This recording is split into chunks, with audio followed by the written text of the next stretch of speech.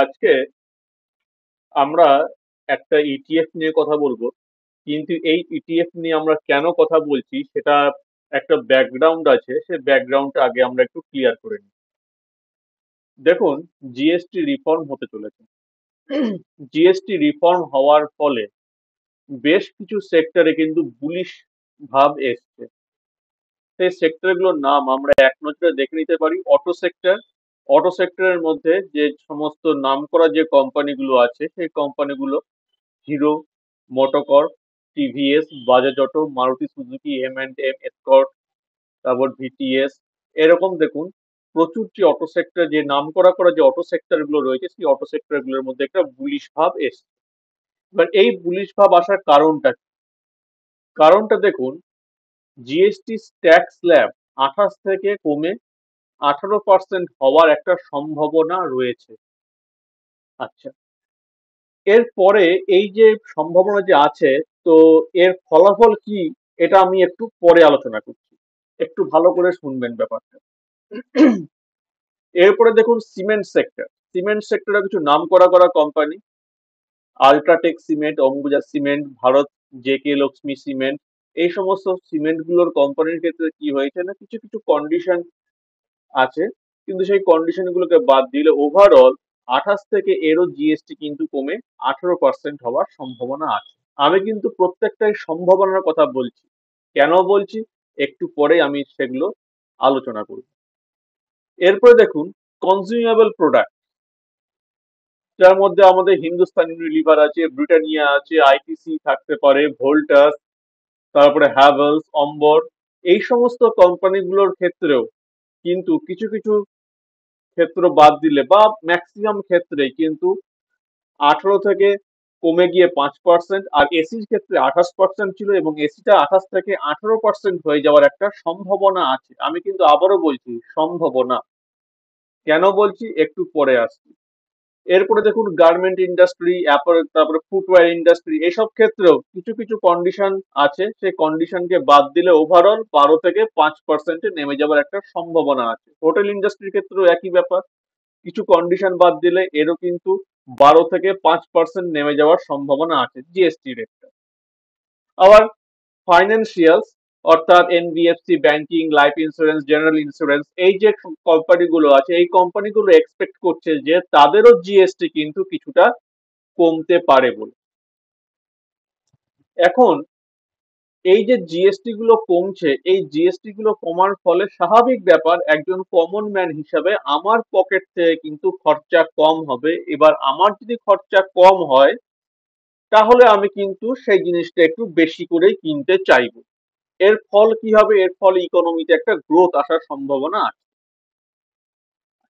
এবার দেখুন, এই সমস্ত কোম্পানিগুলো যদি আপনি শেয়ার প্রাইস দেখেন, তাহলে কিন্তু তো দেখুন এখানে এই যে আমি আহ, এই ইটিএফ এর কথা যেটা বললাম, মানে মানে কনজিউমেবল যে ইটিএফ এর কথাটা বললাম, তো সেই ইটিএফটায়, মানে এই যে ইটিএফটা নিপ্পন ইন্ডিয়া ইটিএফ কনজামশন, এই ইটিএফটায় কিন্তু আপনি কোনো এনবিএফসি কে বা কোনো ব্যাংকিং ইন্ডাস্ট্রিকে বা ব্যাংকিং কোম্পানিকে কিন্তু পাবেন না। তাহলে এর জন্য আমরা কোথায় যাব? তারও তো বেনিফিট আসবে। কারণ এখানে তো পরিষ্কার বলা আছে যে, দেখুন ব্যাংকের কথা বলা আছে স্টেট ব্যাংক, এইচডিএফসি ব্যাংক, এনবিএফসির কথা বলা আছে Bajaj Finance, Larsen and Toubro Finance, Shriram Finance, life ইন্স্যুরেন্সের কথা বলা আছে, জেনারেল ইন্স্যুরেন্সের কথা বলা আছে। তাহলে এদেরকেও তো আমার কভার করতে হবে। এদের জন্য আমি দুটো কিন্তু ইটিএফ আমি কিনবো, এখন নয়, যখন জিএসটি রেজাল্ট আসবে তখন। কিন্তু ব্যাংকের ইটিএফ আমি অলরেডি ইনভেস্টেড, তো সেখানে আলাদা করে ইনভেস্টমেন্ট করার কোনো মানে হয় না। আমি সেখানে অ্যাভারেজ করতে পারি বা পিরামিডিং করতে পারি, সেটা আলাদা কথা, কিন্তু নিউ ইনভেস্টমেন্ট আমি কিন্তু করব আমাদের এনবিএফসির ক্ষেত্রে। যাই হোক, আমি দুটো ইটিএফ, আরো দুটো ইটিএফ দেখিয়ে দিচ্ছি আপনাদের। দেখুন, একটা ইটিএফ আছে ICICI Prudential Nifty financial service x bank ETF. এই ইটিএফটাও কিন্তু খুব একটা খারাপ নয়, বেশ ভালো। এবং এখানে কেনা বেচার পরিমাণটাও দেখুন, লিকুইডিটিও কিন্তু বেশ ভালো। এবার এটা দেখুন এক বছরে প্রায় 20% আপনি বলতে পারেন রিটার্ন দিয়েছে। তো যাই হোক, যেটা আমি বলতে চাইছি, এখানে দেখুন বাজাজ ফাইন্যান্স, যার বর্তমান দাম 891 টাকা, জিও ফাইন্যান্স 330 টাকা, বাজাজ ফিনসার্ভ 1970 টাকা, বিএসই 2492 টাকা, শ্রীরাম ফাইন্যান্স 623 টাকা, এসবিআই লাইফ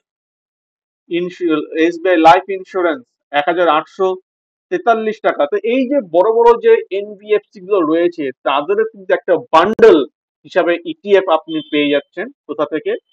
না, ICICI Prudential Nifty financial services x bank ETF থেকে। এবং কত টাকা দিতে হচ্ছে এই সমস্ত বান্ডেলটা কেনার জন্য? মাত্র 30 টাকা 29 পয়সা এই মুহূর্তে। পরের মুহূর্তে কি হবে আমি জানি না, এই মুহূর্তে মাত্র 30 টাকা 29 পয়সা আপনাকে দিতে হচ্ছে। এবার দেখুন, এই যে আমি নামগুলো পড়লাম, এখানে আপনি কোনো কি একটা ব্যাংকের নাম পেয়েছেন? একটাও কিন্তু ব্যাংকিং কোম্পানিজের নাম এখানে নেই। তাহলে এই ব্যাংকিং কোম্পানিজ গুলোর ইটিএফ আমি কোথায় পাবো? কারণ তাদেরও বেনিফিট আসতে চলেছে যদি জিএসটি যদি কমে যদি যায়। হ্যাঁ, এমনিতেই আপনি ব্যাংকিং ইন্ডাস্ট্রির যে ইটিএফ গুলো রয়েছে সেগুলো অনেকটাই প্রফিটেবল। তো যাই হোক, তো যদি আপনারা নিউ ইনভেস্ট করেন তাহলে কখন করবেন? এখন কিন্তু নয়, জিএসটি রেজাল্টটা আসার পর। তখন এখন অল্প অল্প আপনি ইনভেস্ট চাইলে করতেই পারেন, কিন্তু জিএসটি রেজাল্ট আসার পর তখন আপনারা কিন্তু একটু বেশি করে চাইলে ইনভেস্ট করতে পারেন। ইনফ্যাক্ট আমিও তাই করব। এবার তার জন্য দেখুন আরেকটা ইটিএফ আছে, Nippon India ETF bank B. এতে কি আছে আসুন দেখে নিই। আচ্ছা, প্রথমে লিকুইডিটিটা দেখাই আপনাকে। দেখুন 3,11,000 আর 2,99,000, বা প্রায় 3 লাখ মতো ধরতে পারেন, মানে প্রায় 6,10,15,000-এর মতো কিন্তু এখানে এই মুহূর্তে কেনা বেচার কাজ চলছে। তো এবার দেখুন এতে কি কি ব্যাংক আছে। দেখুন এইচডিএফসি ব্যাংক, একটা যদি শেয়ার কিনতে চান এইচডিএফসির, আপনার প্রায় 2,000 টাকা খরচা। আইসিআইসিআই, একটা শেয়ার কিনতে গেলে প্রায় 1,500 টাকার খরচা। স্টেট ব্যাংক 800 টাকার খরচা। কোটাক প্রায় আপনাকে 2,000 টাকা খরচা করতে হবে একটা শেয়ার পেতে হলে। কিন্তু এই সমস্ত খরচা না করে আমরা এই টপ ব্যাংকের একটা বান্ডেল আমরা পেতে পারি একটি মাত্র ইটিএফ থেকে। আর যে ইটিএফ এর জন্য আমাকে খরচা করতে হবে মাত্র 576 টাকা।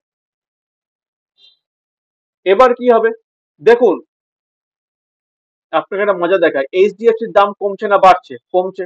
আইসিআইসিআই এর দাম কমছে, স্টেট ব্যাংকের দাম কমছে, কিন্তু ইটিএফ এর দাম বাড়ছে কেন? তার কারণ এখানে এই তিনটের দাম বা চারটের দাম কমলেও বাকি ব্যাংকগুলোর তো দাম বাড়ছে। তাই বাকি একদিকে যেমন 4-5টা ব্যাংকের দাম কমছে, বাকি ব্যাংকগুলোর দাম বাড়ছে। ওভারঅল কি হচ্ছে, এই যে শক যেটা হচ্ছিল, কমে যাওয়ার যে শকটা, সেই শকটা বাকি ব্যাংকগুলো অ্যাবজর্ব করছে এবং ইটিএফ এর প্রাইসটা কিন্তু পড়তে দিচ্ছে না। কিন্তু যদি আপনি আজকে কথার কথাই ধরে নিন, আজকে যদি আপনি 1 লাখ টাকার যদি আপনি উম, আহ, যদি আপনি ইয়ে কিনে নিতেন, যদি আপনি এইচডিএফসি কিনতেন, তো 2,000 টাকা করে প্রাইস, তাহলে 1 লাখ টাকায় কটা পেতেন? 50টা ইটিএফ পেতেন। আজকে এই যে 0.23% দাম যে কমলো, তাহলে আপনার কি দামও কি 0.23% কি কমতো না? আপনারা তো 1 লাখ টাকাটা 0.23% দাম তাহলে কমে যেত। তাহলে আমরা যদি ইটিএফ কিনি, দেখুন আমি যদি আজকে ইটিএফ যদি কালকে ইটিএফ কিনতাম, তাহলে আজকে আমার 0.08% কিন্তু দাম কিন্তু বেড়ে যেত। এবার ইটিএফ কেনার এটা এইটাই সুবিধা, যে একটা কোম্পানির পড়া বা ওঠার উপর আমার কিন্তু ইটিএফ এর ওভারঅল প্রাইস কিন্তু সেভাবে এফেক্টেড হয় না। তো এই কারণে আমি ইটিএফটা খুব পছন্দ করি। তো আমি তো ওয়েট করছি যে দেখি রেজাল্ট কি আসে তার জন্য। এবং আমি খুবই আশাবাদী যে রেজাল্ট পজিটিভই আসবে, তার কারণ সরকারও বুঝতে পারছে যে মধ্যবিত্ত শ্রেণীর হাতে যদি টাকা যদি না যদি দেওয়া হয়, তাহলে কিন্তু আমাদের দেশের অগ্রগতি সেভাবে হবে না। তো আশা করি সরকারও খুবই এটা সহানুভূতির সঙ্গে বিচার বিবেচনা করে সিদ্ধান্ত নেবেন। তো আমি ভিডিওটা এখানেই শেষ করছি। যদি ভালো লেগে থাকে তাহলে অবশ্যই লাইক করবেন, শেয়ার করবেন, চ্যানেলটা সাবস্ক্রাইব করবেন, আর আপনাদের মূল্যবান কোনো মতামত থাকলে অবশ্যই কিন্তু জানাবেন। ধন্যবাদ।